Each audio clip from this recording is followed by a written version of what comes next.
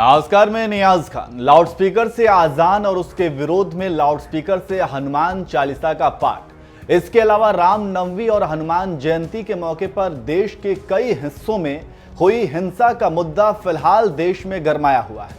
हालांकि उपद्रवियों पर प्रशासन का डंडा भी खूब चल रहा है। अभी हाल ही में जहां देश के कई हिस्सों में दंगे का माहौल देखा गया, तो वहीं अगर यूपी की बात की जाए तो यूपी में कानून का राज दिखा और खुद योगी आदित्यनाथ यूपी की कानून व्यवस्था पर चील की तरह अपनी नजरें गड़ाए हुए हैं। इसलिए कहीं भी उपद्रवी चू तक नहीं कर पा रहे हैं। यही कारण है कि यूपी में इस समय कानून का राज दिख रहा है। कानून व्यवस्था को लेकर खुद योगी आदित्यनाथ ने क्या कुछ कहा, आइए पहले आपको सुना देते हैं। अभी परसों रामनवमी की तिथि थी। 25 करोड़ की आबादी यूपी में रहती है।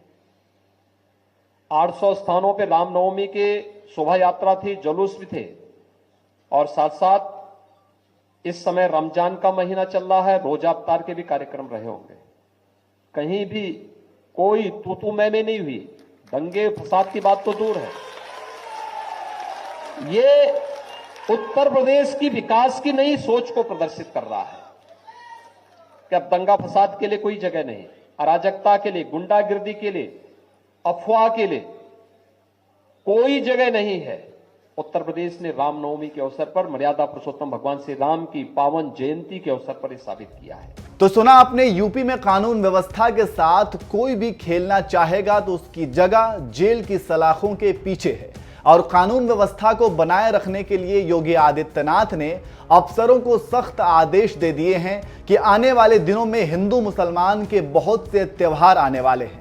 ऐसे में कोई भी उपद्रवी राज्य का माहौल खराब ना कर सके, इसके लिए प्रशासन चौकस रहे। इसी कड़ी में योगी आदित्यनाथ ने एक और फरमान जारी किया है, जिसमें 602 मंदिर और 265 मस्जिद शामिल हैं।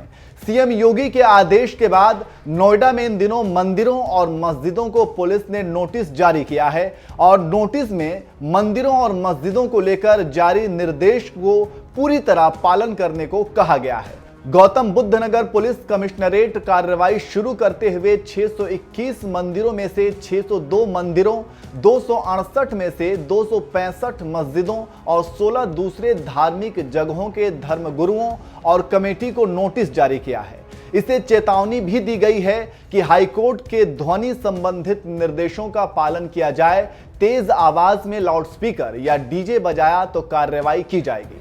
नोएडा पुलिस ने 217 बारात घरों, 182 में से 175 डीजे संचालकों को भी नोटिस जारी कर तेज आवाज में म्यूजिक न चलाने के निर्देश जारी किए हैं। जिस परिसर में म्यूजिक बज रहा है उससे बाहर आवाज नहीं जानी चाहिए।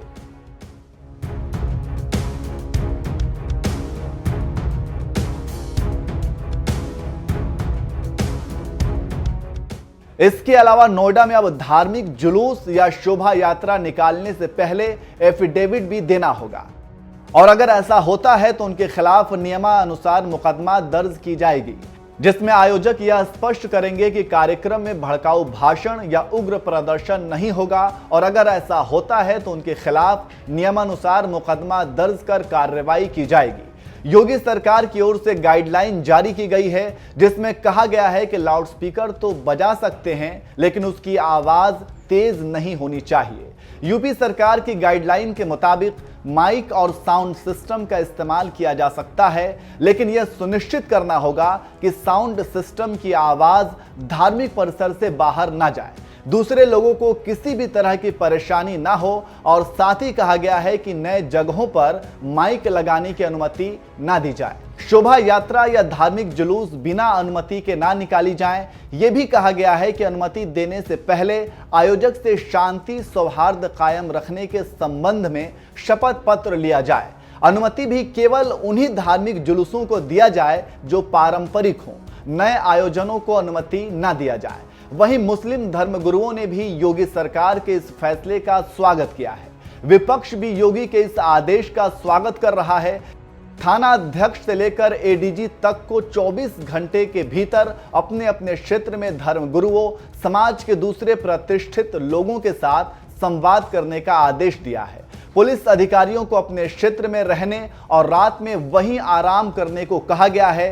4 मई तक सभी पुलिस अधिकारियों की छुट्टी निरस्त कर दी गई है। जो छुट्टी पर हैं उन्हें 24 घंटे के अंदर लौटने का आदेश भी जारी कर दिया गया है। संवेदनशील क्षेत्रों में ड्रोन से निगरानी के लिए कहा गया है। इसके अलावा हर दिन पुलिस पेट्रोलिंग का आदेश दिया गया है।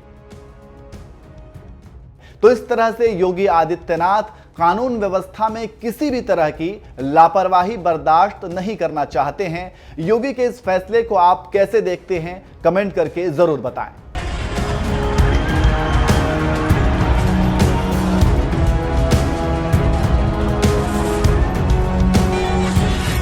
महाराष्ट्र पुलिस अधिनियम 1951 के सेक्शन 40 अंतर्गत पुलिस आयुक्तों को यह अधिकार है कि जब भी समाज में कोई धार्मिक या सामाजिक जो उथल पुथल है उसको कंट्रोल करने के लिए जो लीगल राइट्स और कस्टमरी राइट्स हैं उनका ध्यान रखते हुए पुलिस आयुक्त वहां पर शांति प्रस्थापित करने के लिए संबंधित पक्षकारों, नागरिकों और इतर यंत्रणा को कोई भी आदेश जारी कर सकती है।